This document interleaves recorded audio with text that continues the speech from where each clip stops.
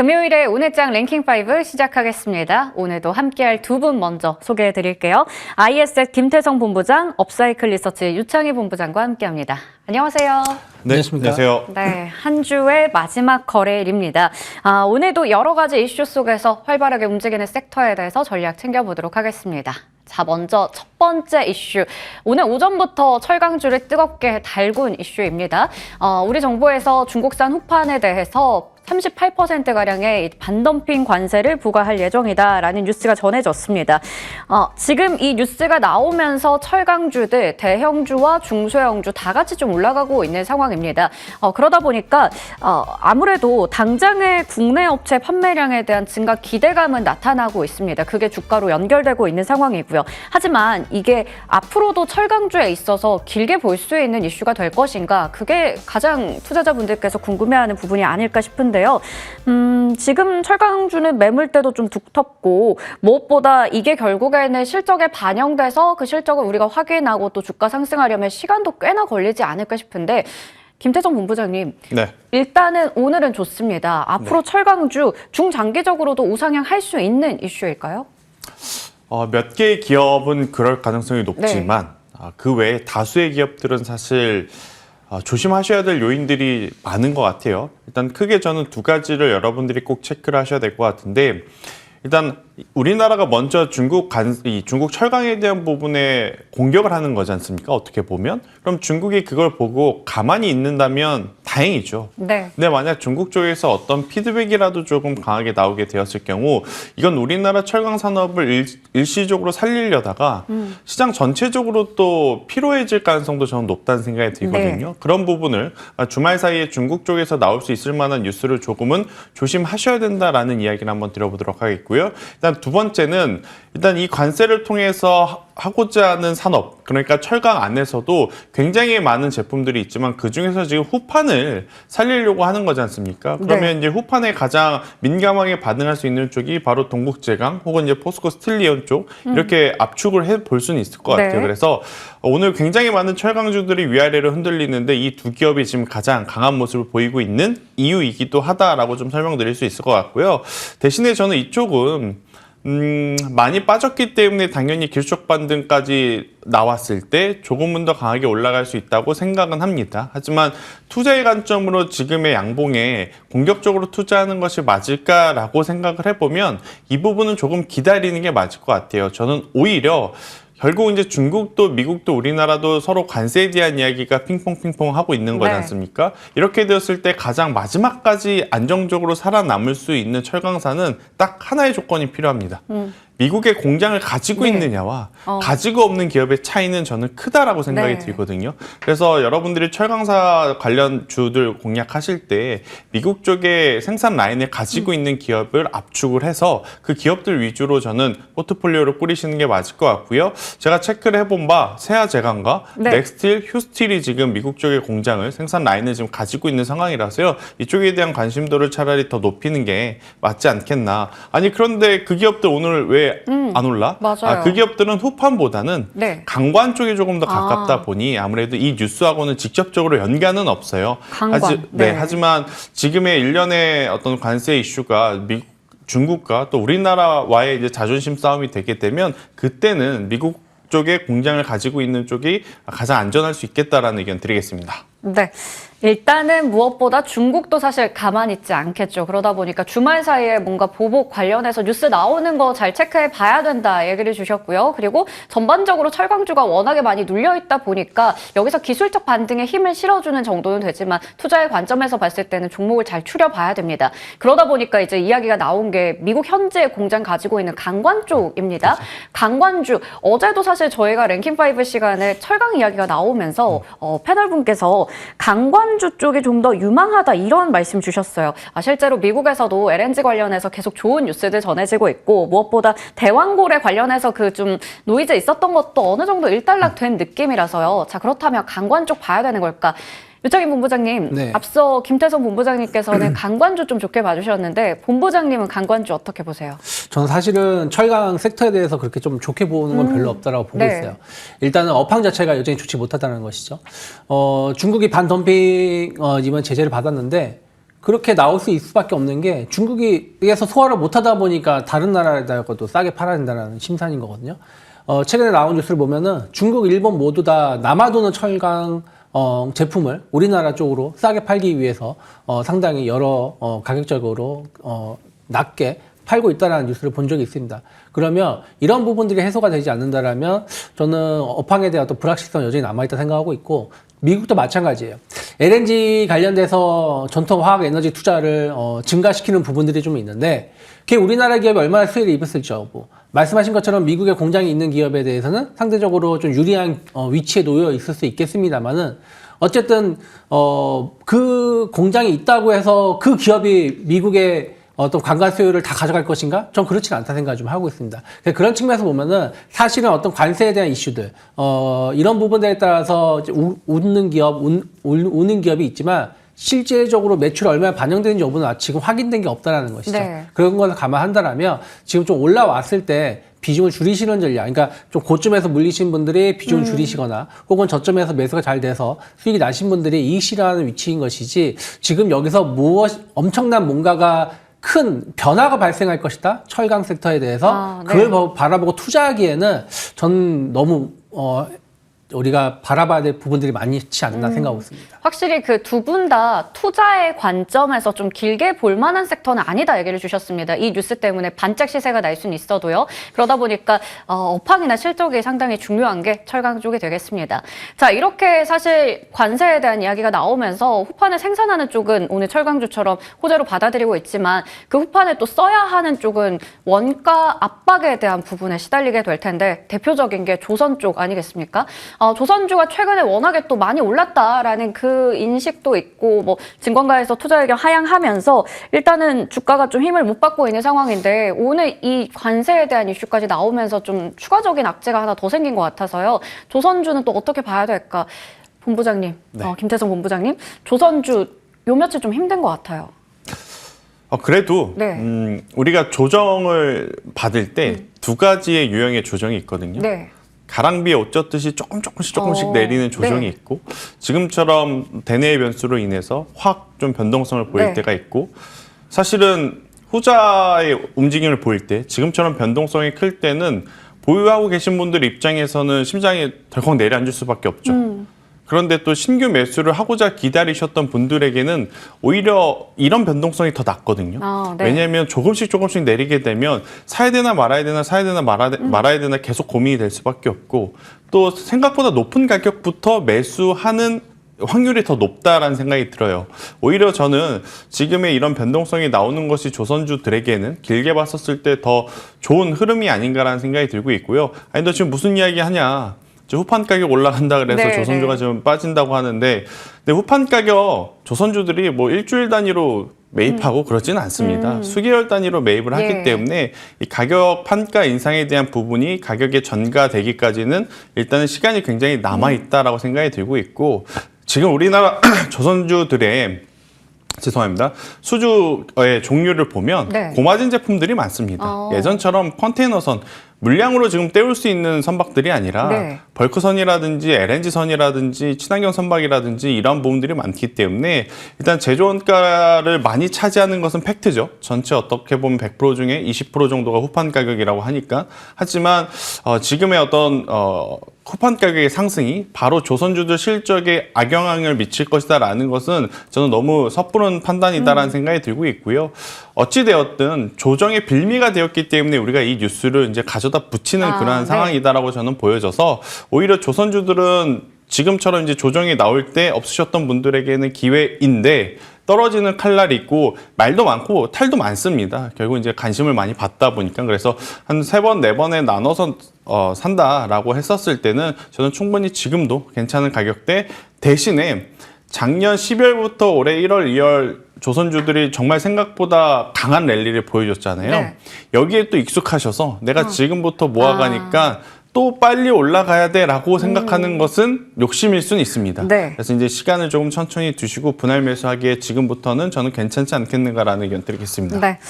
조선주에 대해서 오히려 지금의 또 조정 변동성은 매수할 수 있는 기회다 말씀해 주셨는데 긴 호흡을 가지고 분할 매수로 접근하자 얘기를 주셨습니다. 자, 이렇게 후판에 관세를 매긴다라는 이슈와 함께 또 철강과 조선에 대해서 먼저 체크를 해봤습니다. 자, 이번에는 자동차 쪽으로 넘어가 볼 텐데요. 철강의 전방산업 중 하나로 또 꼽을 수 있는 쪽인데 오늘 좋은 뉴스가 전해졌어요. 현대차와 GM 간의 공동 전략 발표, 그러니까 뭔가 협력에 대해서 가시화에 대한 기대감도 나타납니다.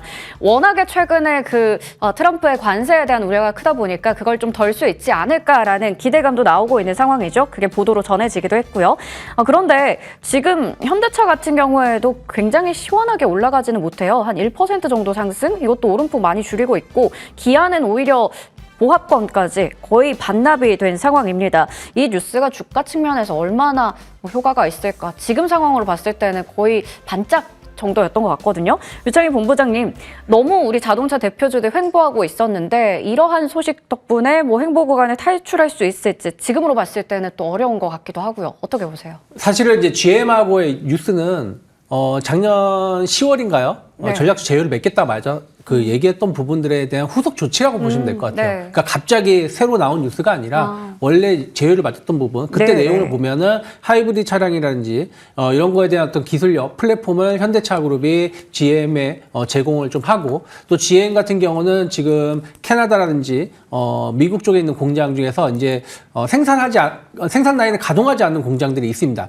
이런 것을 현대차 쪽에서 사용할 수 있게끔 이런 전략적 제휴를 맺었던 부분들이 좀 있었습니다. 그래서 그 부분이 이제 일부 확정된 부분들이 나오는 것이기 때문에 아침에 강하게 올라왔다가 조금은 흐지부지해지는 모습이라고 생각을 좀 하고 있는데 중요한 거는 현대차 그룹이 트럼프 2.0 시대를 대비해서 이런저런 준비를 많이 했다라는 것 자체를 좀 긍정적으로 볼 수 있다는 생각을 좀 하고 있어요. 이런 부분들은 중장기적으로 봤을 때 주가에는 긍정적인 영향을 줄 수가 있는데 가장 핵심적인 거는 기승전 결론은 관세죠. 그러니까 트럼프가 자동차라든지 관세를 어떻게 매기고 또 이게 우호적인 국가에 대해서 미국에서 우호적 국가, 한국이나 일본 같은 국가에 차별적으로 관세를 조금 낮춰줄 수 있는지 여부 이런 것들이 전 중요하다는 생각을 좀 하고 있어요. 그러면 결국에는 3월 중순 혹은 4월 초에 이 내용이 확정이 돼야지 진짜 최악의 경우는 현대차 그룹 같은 경우는 9조 원 정도의 매출 감소가 나올 수 있다라고 평가가 되고 있는 거 아니겠습니까? 그래서 이러한 것들에 대한 어떤 명확한 가이드라인이 나와야지 여기에 대해서 우리나라 기업들이 준비를 했다. 그래서 큰 영향이 없다라고 해석이 되면서 주가가 오히려 강하게 올라올 수 있는 것이고 생각보다 강한데 그러면서 그냥 실망감으로 주가가 하락할 수 있다는 생각을 좀 하고 있어요. 그래서 저는 약간 횡보 구간이 최소한 짧게는 한 달, 길게는 2달 정도 이어질 가능성이 높다라고 생각을 하면서 대응을 하는 게 맞지 않을까 판단을 하고 있습니다.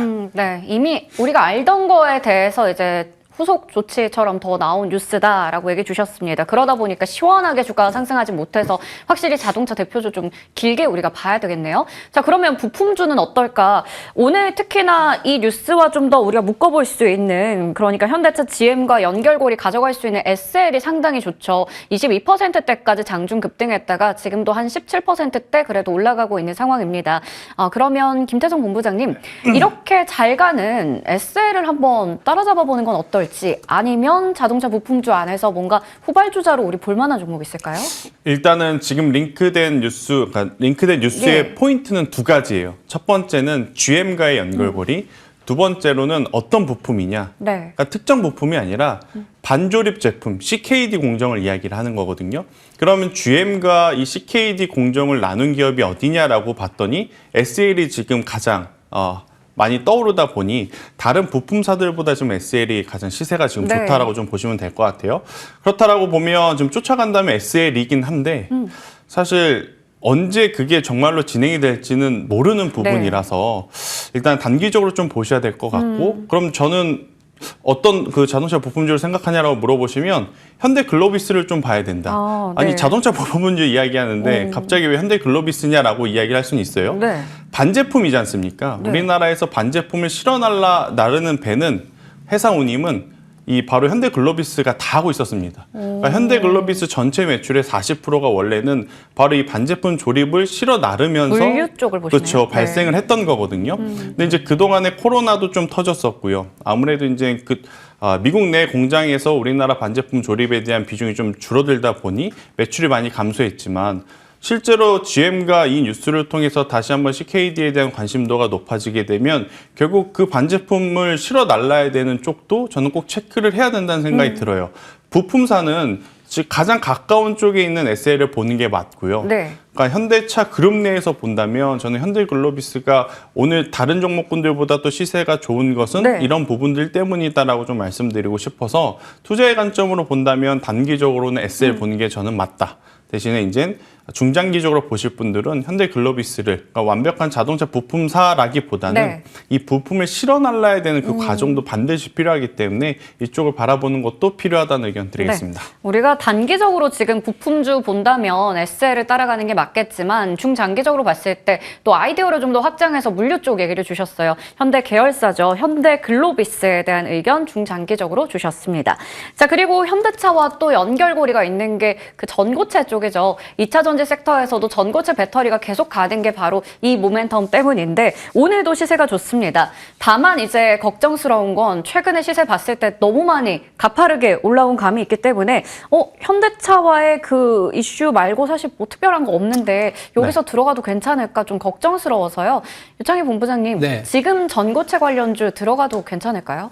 만약에 2차 전지 중에서 선택을 해야 된다. 그러면 저는 전고체라든지 네. 대주전자재료 같은 기업들을 보는 게 맞다 생각을 좀 하고 있어요. 이들 기업은 물론 이제 기술적 분석이 전부는 아닙니다만은 한번 2월 초에 한번 기술적 반등이 나왔고 그 다음에도 상승이 조금 더 이어지고 있는 모습이거든요. 이스페타시스가 그러한 모습을 보여주면서 지금 5만 1,000원, 5만 2천원까지 올라왔고 동아기업 같은 경우도 그렇게 못 오르다가 급등했고 한농화성도 조금 반등이 좀 이어지고 있습니다. 그리고 대주전자재료 같은 경우는 최근에 1월 달에 강하게 반등을 줬고 아직은 기간 조정에 주고 있다 생각 좀 하고 있어요. 그래서 전고체 같은 경우는 현대차가 좀 시제품 양산을 좀 조기에 앞당길 수 있다는 어떤 기대감들, 또 전고체 배터리의 사용차가 이제는 많이 늘어나고 있다는 거죠. 드론이라든지 로봇이라든지 여기 배터리가 다 들어갈 수밖에 없는데 기존의 배터리보다는 전고체 배터리를 써야지 조금 더 효율성을 높일 수 있는 부분들이 있다 생각을 좀 하고 있어요.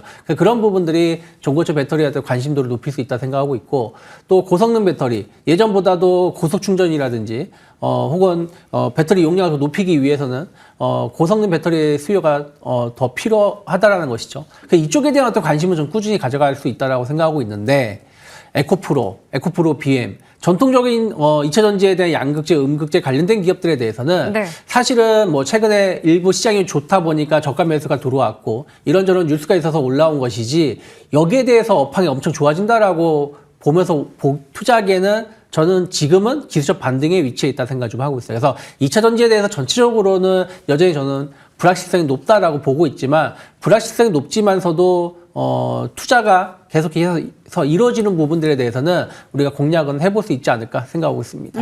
2차 전지 섹터 전체로 봤을 때는 다소 기술적 반등 정도로 볼 수 있겠지만 그 안에서도 전고체는 확실히 우리가 투자도 가능하다 얘기를 주셨습니다. 특히 전고체 쪽이 현대차 이슈도 지속되고 있지만 로봇 안에도 이제 배터리가 필요한데 거기에도 쓰인다라는 이야기가 있더라고요. 자, 그러면 로봇에 대한 이야기 한번 해보도록 하겠습니다. 오늘 오전에는 사실 로봇주를 잘 안 봤었는데 오후 들어서도 로봇이 점점 강해졌었어요. 일단은 레인보우 로보틱스 같은 경우에는 지금 한 3% 가까이 크게 오르고 있지는 않습니다만 삼성과의 이슈가 아니라 이제 글로벌 물류 로봇 시장에 또 박차를 가하겠다 이러한 소식이 전해지면서 오늘 급등하고 있습니다. 아무래도 우리가 로봇 안에서는 대장으로 보는 게 레인보우 로보틱스다 보니까 이쪽의 시세를 좀 잘 봐야 될 것 같은데 김태성 본부장님, 단기적으로 박스권을 뚫어낼 만한 재료일까요? 오늘 나온 뉴스가? 레인보우 로보틱스가 뚫어주면 참 좋겠는데 네. 이게 뚫어주는 것도 쉽지 않을 것 같고요. 네. 또 뚫어준 다음에 윗골이 달리면서 빠르게 소멸하면 그건 크게 의미가 없는 것 같아요. 그래서 네. 저는 레인보우 로보틱스는 그냥 현재 구간에서 네. 크게 위아래로 흔들리지 않고 잘만 버텨주는 게 필요하다. 네. 그래야 이제는 후속 주자로 보여지는 기업들이 이제 시세 탄력이 이제 계속 올라가거든요. 예. 그러면 저는 후속 주자로 볼 건 두산 로보틱스의 현재 위치는 부담되지 않다. 뭐 부담되지 않다라는 게 뭐 시총 대비 실적이 기준으로 하면 아니고 그냥 가격 쪽으로 현재 기술적 분석을 좀 통해서 체크를 해보면 그래도 두산 로보틱스만큼은 지금의 위치는 저는 결코 나쁜 상황은 아니지 않겠는가 생각이 들고 있고 또 이제 이렌시스라고 하는 기업이 있죠. 또 네. 삼성과 또 링크가 강하게 났었던 저는 그쪽 또한 여전히 지금의 기술적인 흐름들을 감안을 하면 굉장히 매력적으로 볼 수 있는 구간이라서 종목을 잘 선택을 하셔야 될 것 같아요. 지금 주도주, 대장주를 해야 되니까 레인보우 로보틱스를 보는 게 맞는데 네. 레인보우 로보틱스는 둘 중에 하나입니다. 여기서 위로 쏟던지 네. 아니면 여기서 갑자기 확 변동성이 아래로 내리던지 예. 그런데 그 변동성이 개인 투자자분들이 대응하기에도 벅차게 좀 빠르게 그렇죠. 나올 가능성이 예. 저는 개인적으로 있다고 생각이 들어서 잘 버텨주는 상황 속에 두산 로보틱스와 이렌시스를 한번 보는 게 현실적으로 더 좋은 판단일 수 있겠다는 네. 이야기 드리겠습니다. 레인보우 로보틱스는 그 자리를 잘 지켜주고 우리가 이제 자리가 잘 지켜진다는 가정하에서 두산 로보틱스와 이렌시스 쪽 보자 말씀해 주셨어요. 자, 두산 로보틱스가 얘기가 나왔기 때문에 이제 또 지주사 두산을 봐야 될 것 같아요. 최근에는 계속 무슨 그룹주가 좀 화두가 많이 되고 있는데 지주사 두산의 상승세가 참 무섭습니다. 현재도 8%대 강세 나타내면서 여전히 신고가 영역에 위치가 되어 있는데 증권가에서는 이제 가지고 있는 두산 로보틱스나 에너빌리티 영향도 있겠지만 자체적으로 두산이라는 회사의 실적이 나 전망에도 주목을 하고 있습니다. 특히 우리 반도체 얘기할 때도 또 두산에 대한 이야기들이 좀 나왔었거든요. 그러면 두산을 우리가 두산 자체를 보고 대응해도 괜찮은지 유창희 본부장님 반도체주로 보고 대응해도 괜찮을까요? 뭐 그렇게 지금 올라온 게 두산이라고 보고 있어요. 네. 그러니까 이스펙테시스가 엔비디아 기판을 거의 뭐 상당 부분 맡아서 생산하고 있는데 이 기판을 만들려면 두산의 소재 CCL이 없으면은 못 만든다는 거 아니겠습니까? 그렇기 때문에 그런 것들을 감안한다면 충분히 두산이 반도체 소재 쪽으로 해서 원래 반도체 소재 이런 쪽으로 해가지고 IT 소재 부품으로 해서 두산그룹이 상당히 준비를 많이 했었고 상당히 이런 부분들이 중요하게 매출이 잡히고 있는 걸 알고 있었지만 딱 우리가 그전에는 이게 이슈에 안 되다 보니까 주가가 못 움직였었고 최근에는 이런 것들이 알고 보니까 두산이 없으면 이스펙테시스도 없구나라는 인식이 심어지면서 좀 올라오고 있다라고 생각하고 있습니다. 그러면 저는 주가가 이렇게 막 급등으로 가는 게 아니라 상승과 하락을 반복하면서 계속 계단식으로 올라오는 기업에 대해서는 우리가 고점을 그냥 예단하기보다는 좀 상승세가 더 이어질 수 있다라는 생각으로 투자를 하고 계시면 좀 끌고 가시는 전략. 없으신 분들은 추세가 이탈하기 전에는 좀 조정이 나온다고 하더라도 좀 분할 매수 관점으로. 우리가 앞에서 조선주 말씀드렸지만 조선주 하루 이틀 정도 조정 나왔다고 해서 이게 끝나고 다시 암흑기로 돌아가는가? 그렇게 본 사람 아무도 없을 거예요. 증권사 리포트도 하나오션이 10조 하던 시가총액이 불과 한 달 반 만에 2배가 됐습니다. 그러다 보니까 중립 의견을 준 것이지 하나오션이 다시 8만 원 하던 게 2만 원, 3만 원 빠진다는 생각으로 그렇게 준 건 아니라 생각하고 있어요. 그렇기 때문에 두산 같은 경우는 충분히 자체적으로도 상승할 수 있는 원동력이 있고 또 하나는 계열사입니다. 뭐 로봇, 두산 로보틱스가 엄청난 매출을 보여주는 건 아니지만 그래도 어찌되었든 로봇 시장에 대한 어떤 관심도가 높아지고 있고 특히 원전 자체는 이제는 예전에는 웨스팅하우스하고의 어떤 관계가 안 좋았다라면 지금은 이게 완전히 해소가 된 거 아니겠습니까? 그러면 그 모든 웨스팅하우스가 수주를 하든 한전이 수주를 하든 뭐가 됐든 결국엔 기승전 두산 에너빌리티로 매출이 연결되는 부분들이 좀 있기 때문에 계열사에 대한 관심도도 예전보다 많이 좋아졌다는 부분들은 또 지주사 두산에 대한 어떤 관심을 이끌 수 있는 또 요소가 되지 않을까 판단하고 있습니다. 네, 두산에 대해서도 여전히 우리가 관심권에서 볼만하다 좀 자세하게 분석을 해주셨습니다. 워낙에 갖고 있는 사업 구조 다 잘 되고 있는 상황이네요. 자, 그러면 이번에는 제약바이오 이야기를 좀 해보겠습니다. 오늘부터 개정 첨셈법 시행 당일이에요. 당일이면 보통은 이제 세론으로 작용한다라는 좀 우리를 무섭게 만드는 공식이 있잖아요. 그런데 오늘 줄기세포 관련주들의 시세가 강합니다. 여전히 뭐 이엔셀도 두 자릿수 급등 그리고 나머지 좀 다소 이름이 생소한 종목들도 7%대 강세를 나타내고 있는 상황이라서요. 보통은 좀 세론될 줄 알았는데 일단 줄기세포 위주로 시세가 강하다 보니까 이게 얼마나 이어질 수 있을까? 김태성 본부장님, 우리가 자주 보던 종목들이 아니다 보니까 그렇죠. 약간 오늘의 이슈에 따라서 빵 터지고 마는 정도인 건지 시세 연속성 한번 짚어주시죠.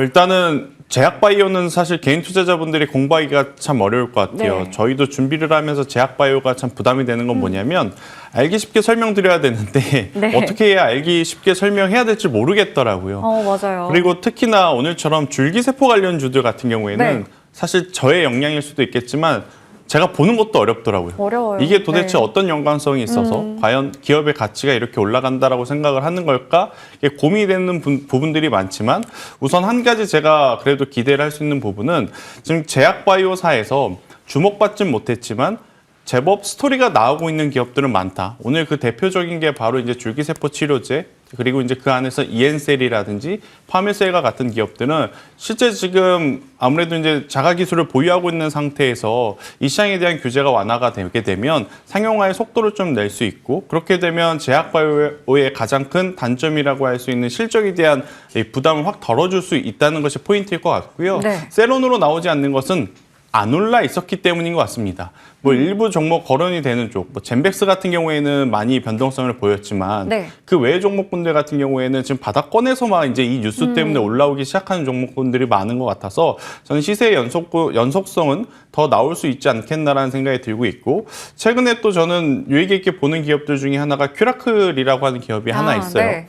이쪽도 안구 질환에 대한 어떤 신약을 이제 만드는 기업이다라고 좀 보시면 될 것 같은데, 네. 최근에 나온 뉴스 중에 우리가 좀 체크를 해야 될 건 그러니까 FDA하고 FDA 타입 C 회의를 했다는 부분들이 있거든요. 네. 그러니까 타입 C 회의라는 것은 정례 회의가 아닙니다. 그러니까 예정되어 있는 회의가 아니라 규제를 협의를 하겠다라는 목적을 가지는 회의를 네. 좀 진행을 한 그러한 상황이라서 저는 이렇게 개별 스토리를 가지고 있는 기업들을 좀 먼저 체크를 하는 것들이 더 낫지 않겠나라는 의견 한번 드려보면서, 지금 제약바이오주들이 사실 금리 인하 속도에 대한 부담감을 안고 맞아요. 갈 자리에서 밀려내려온 종목군들이 많은데 네. 또 의외로 최근 1, 2주 동안 바닥권에서 거래량을 동반해서 올라오는 쪽들이 많더라고요. 그래서 네. 이제 그쪽 분들은 뉴스를 좀 쭉 살펴보면 임상을 지금 준비 중인 것들이 확인이 되거나 임상 결과가 우리가 생각한 것보다 좀 긍정적으로 나올 수 있는 부분들이 있는 것 같아서 저는 그런 개별 기업을 먼저 찾는 게 네. 포인트가 되지 않을까. 그래서 저는 그 중에서는